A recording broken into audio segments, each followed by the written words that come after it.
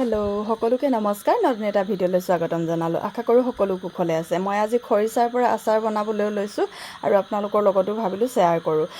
মই দুটা ভুলুকা বাঁহৰ গাছ লৈছোঁ। এইকেইটা দুটা হয়, এটা ডাঙৰ আছিলে, এটা সৰু আছিলে। আৰু ইয়াৰ ভালদৰে চাফা কৰি ইয়াক মই ধুনীয়াকৈ ধুই মেলি শুকুৱাই ৰাখিলোঁ অলপ সময়।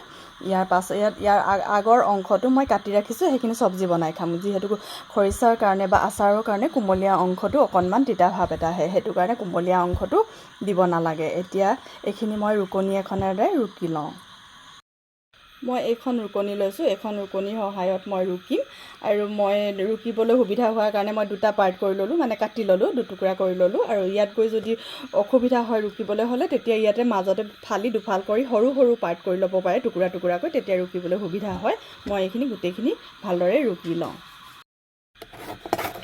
মই এনেদৰে ৰুকি লওঁ। আপোনালোকক এটা কথা কওঁ, কিছুমানে একেবাৰে সৰু সৰুকৈ আচাৰ খাবলৈ বেয়া পায়, অকণমান ডাঙৰ ডাঙৰ টুকুৰা টুকুৰাকৈ আচাৰ খাব ভাল পায়। তেতিয়া এই ৰুকনিখন যিখন, এইখনৰ অকণমান ডাঙৰ পাৰ্টটো ল'ব লাগে। ইয়াৰ কেইবাটাও পাৰ্ট থাকে, ইয়াৰ ডাঙৰ পাৰ্টটো ল'ব লাগে। এইখনত মই সৰু সৰুকৈ কৰিছোঁ, সেইটো কাৰণে মই সৰুখন লৈছোঁ। গোটেইখিনি মই ৰুকি ল'লোঁ ভালদৰে, বহুতখিনিয়ে হ'ল। এতিয়া মই ইয়াত অকণমান নিমখ, বেছি নহয়, অকণমান 2 চামুচমান নিমখ দি এইখিনি ভালদৰে মিক্স কৰি ভৰাই থৈ দিম বৈয়াম এটাত। নিমখখিনি ভালদৰে মিক্স কৰি ল'লোঁ। এটা কথা মন কৰিব লাগে, গাছটো যেতিয়া চাফা কৰোঁতে মানে তাৰ ক'লা অংশখিনি ভালদৰে আঁতৰাই ল'ব লাগে, নহ'লে মানে এইখিনি বৈয়ামত ভৰাই থ'লে মানে ক'লা ক'লা হৈ যায়। যদি সেইখিনি ভালদৰে আঁতৰাই লোৱা নহয়, তেতিয়া মানে ক'লা ক'লা হৈ যায়। সেইটো কাৰণে সেইখিনি ভালদৰে চাফা কৰি ওপৰৰ অংশটো মানে ডাঠকৈ পেলাই দিব লাগে। এতিয়া মই এটা কাছৰ পাত্ৰত থ'ম। আচাৰ যিহেতু কাছৰ পাত্ৰত থ'ব লাগে নহয় জানো, যিকোনো বস্তুৱে, কিন্তু আমি ভুল কৰোঁ, প্লাষ্টিকৰ হেৰিত ৰাখি, বৈয়ামত ৰাখি ভুল কৰোঁ। এতিয়া মই ইয়াত এটা কাছৰ পাত্ৰ লৈছোঁ, এইখিনি তাত ভৰাই ৰাখিম 4-5 দিনৰ কাৰণে। 4-5 দিনৰ পাছত যেতিয়া ইয়াৰ টেঙা ভাৱটো ওলাব, তেতিয়া মই এইখিনি ৰ'দত এদিন শুকুৱাই আচাৰ বনাম। মই এইটো বৈয়াম লৈছোঁ, ডাঙৰ হয় যিহেতু, মোৰ খৰিচা বহুতখিনিয়ে হ'ল। এইখিনি মই এতিয়া ইয়াত ভৰাই লওঁ। আৰু ভৰাওঁতে কেতিয়াও ঠেচি ঠেচি ভৰাব নালাগে, আলাসত থ'ব লাগে। ঠেচি ঠেচি ভৰালে উশাহটো পাবলৈ টান হয় ন। এনেকৈ সমান কৰি কৰি ভালদৰে আলাসত ভৰাই ৰাখিব লাগে। আৰু ইয়াত পানী নিদিওঁ মই, পানী একেবাৰে নিদিব। পানী দিলে মানে ক'লা হৈ যায়, ওপৰৰ অংশখিনি গোটেইখিনি ক'লা হৈ যায়। পানী নিদিয়াকৈ থ'ব লাগে। আৰু অকণমান নিমখ দিয়াৰ কাৰণ হ'ল, ইয়াৰ পানীটো ওলাই যাবলৈ মই নিমখখিনি দিছোঁ, বেছি দিয়া নাই। কিছুমানে নিমখ নিদিয়াকৈ ৰাখে, কিন্তু মই অকণমান দিছোঁ। সম্পূৰ্ণ ভৰ্তি হৈ গ'ল বুলিয়ে ক'ব পাৰি, অকণমানহে বাকী থাকিল। এতিয়া মই এইখিনি 4-5 দিনৰ কাৰণে এনেকৈ ৰাখি দিম। যেতিয়া টেঙা ভাৱ হ'ব, এইখিনি ৰ'দত শুকুৱাই আচাৰ দিম। আৰু এটা কথা মন কৰিব, বৈয়ামটো কেতিয়াও পানী লগা হ'ব নালাগে। তাক ভালদৰে শুকুৱাই, ঢাকনখন হ'লেও ভালদৰে শুকুৱাই ল'ব লাগে। যেতিয়া পানী থাকে তেতিয়া অকণমান ভেঁকুৰ হয়, সেইটো কাৰণে শুকুৱাই ল'ব লাগে। এতিয়া এইখিনি বন্ধ কৰি 4-5 দিনৰ কাৰণে ৰাখি থ'ম। যিখিনি খৰিচা মই আচাৰ বনাবলৈ বৈয়ামত ভৰাই থৈছিলোঁ, 5 দিনমানৰ পাছত কৰিম বুলি কৈছিলোঁ যদিও বতৰ বেয়া, আৰু যিদিনা ৰ'দ দিছিলে সেইদিনা আকৌ ঘৰতেই নাছিলোঁ। এতিয়া তথাপিতো ইমান ধুনীয়া হৈ আছে, আৰু গোন্ধটো খুব টেঙা টেঙা গোন্ধ আহিছে। এইটো 5 দিনতে যে দিব লাগে এইটো কথা নহয়, যেতিয়া ইচ্ছা নিজৰ মানে আচাৰ বনাবলৈ মন যায় তেতিয়াই বনাব পাৰি, এনেকৈ ৰাখি থ'লে মানে। এতিয়া মই এইখিনি শুকুৱাই ল'ম। আজি ৰ'দ দিছে যিহেতু, অকণমান সময় 2-3 ঘণ্টা শুকুৱাই ল'ম। ৰ'দটো বহুত কাঢ়া, লগতে ভোট জলকীয়াকেইটাও শুকুৱাই ল'ম। ডলা এখনত মই হোৱাইট পেপাৰ পাৰি লৈছোঁ, ইয়াতে মই গোটেইবোৰ শুকুৱাই ল'ম। মই গোটেইখিনি এইদৰে ডলাখনত মেলি ল'লোঁ। আজি যিহেতু ৰ'দটো চোকা, সেইকাৰণে 2-3 ঘণ্টা দিলেই হৈ যাব, বেছি শুকুৱাব নালাগে। বেছি শুকুৱালে বেয়া হয় আচাৰ বনাবলৈ। আৰু মই অকণমানো পানী নিদিয়াকৈ নিমখ দি থৈছিলোঁ, ইমানবোৰ পানী ওলালে চব বৈয়ামটোত।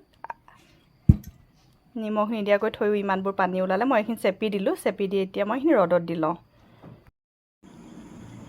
খৰিচাখিনি শুকালে ভালদৰে, ইমানেই শুকাব লাগে, বেছি শুকাব নালাগে। বেছি শুকাই গ'লে খাবলৈ অকণমান বেয়া হয়। এইখিনি গোটেইখিনি শুকালোঁ। আৰু এইফালে দেই জলকীয়াখিনিও শুকাই গ'ল। জলকীয়াখিনি অকল পানীটো ওলাই দিছোঁ, বেছি শুকাই দিয়া নাই। তাৰ খৰিচা আচাৰৰ কাৰণে মছলা লৈছোঁ মই, অকণমান পাঁচফোৰণ, জিৰা অলপ, আৰু অকণমান বগা সৰিয়হ। মছলা নিদিলেও হয়, তথাপিতো মই অকণমান দি দিম। কেৰাহী এখন পাতি মই শুকানকৈ তেল চেল নিদিয়াকৈ এইখিনি অকণমান গৰম কৰি লৈছোঁ, তেতিয়া পিচিবলৈ সোনকালে হয়, সেইটো কাৰণে অকণমান গৰম কৰি লৈছোঁ। খৰিচা আচাৰত মছলা নিদিলেও হয়, কিন্তু মই অকণমান দি দিছোঁ, যিহেতু খাবলৈ মছলা দিলে বেলেগ এটা টেষ্ট হয়, সেইটো কাৰণে মই অকণমান দি দিছোঁ, বেছি দিয়া নাই, বেছি দিলে বেয়া লাগে, অলপ দিছোঁ। এইখিনি মই গৰম কৰি লওঁ। একেখন কেৰাহীতে মই তেল গৰম কৰি লৈছোঁ। তেলৰ পৰিমাণটো নিজৰ ইচ্ছা অনুযায়ী দিব, প্ৰয়োজনৰ মতে যিমানখিনি খৰিচা হয় সিমানখিনি প্ৰয়োজনৰ মতে তেল দিব। মই গৰম কৰি লৈছোঁ তেলখিনি।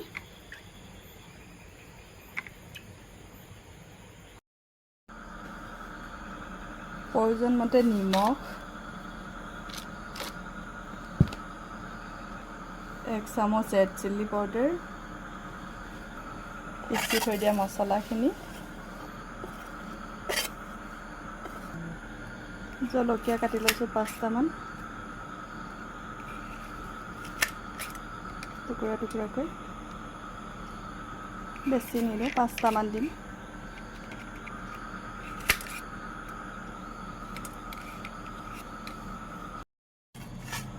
জলকীয়াখিনি দি ল'লোঁ, গোটেইখিনি ভালদৰে মিক্স কৰি লওঁ, তাৰপৰা তেল ঢালি দিম। গৰম কৰি ঠাণ্ডা কৰি ৰখা তেলখিনি ঢালি দিছোঁ। প্ৰথমতে অলপ ঢালি লৈছোঁ। খৰিচা আচাৰ ৰেডি হৈ গ'ল। এইদৰে বনাই খাব নজনাসকলে এবাৰ। আৰু বেছি তেল দিব নালাগে, বেছি জলকীয়া প্ৰয়োজন মতে দিব, নিজৰ ইচ্ছা অনুযায়ী দিব। মই এটা কাছৰ পাত্ৰ লৈছোঁ, কাছৰ পাত্ৰত ভৰালে মানে আচাৰ যিহেতু ভাল হৈ থাকে, সেইটো কাৰণে এটা কাছৰ পাত্ৰ লৈছোঁ। মই এইখিনিতে ইয়াত ভৰাই লওঁ। খৰিচা আচাৰ ৰেডি হৈ গ'ল, দেখিবলৈ ধুনীয়া হৈছে। এনেদৰে ভৰাই থ'লে বছৰলৈকে খাব পাৰি, একো বেয়া নহয়। আৰু যদি খৰিচা টেঙা কৰি ৰখা হয়, মই অলৰেডি 2টা বৈয়াম এফালেদি টেঙা কৰি ৰাখিছোঁ, 2টা বৈয়াম। যেতিয়া প্ৰয়োজন হয় আপোনালোকে একেদিনাই আচাৰ বনাই খাব পাৰি। এইটো গোটেই বছৰলৈকে মই খৰিচা বনাই ৰাখিছোঁ। তেন্তে বাই বাই, পুনৰ এটা নতুন ভিডিঅ' লৈ আপোনালোকৰ মাজলৈ আহিম। Bye bye.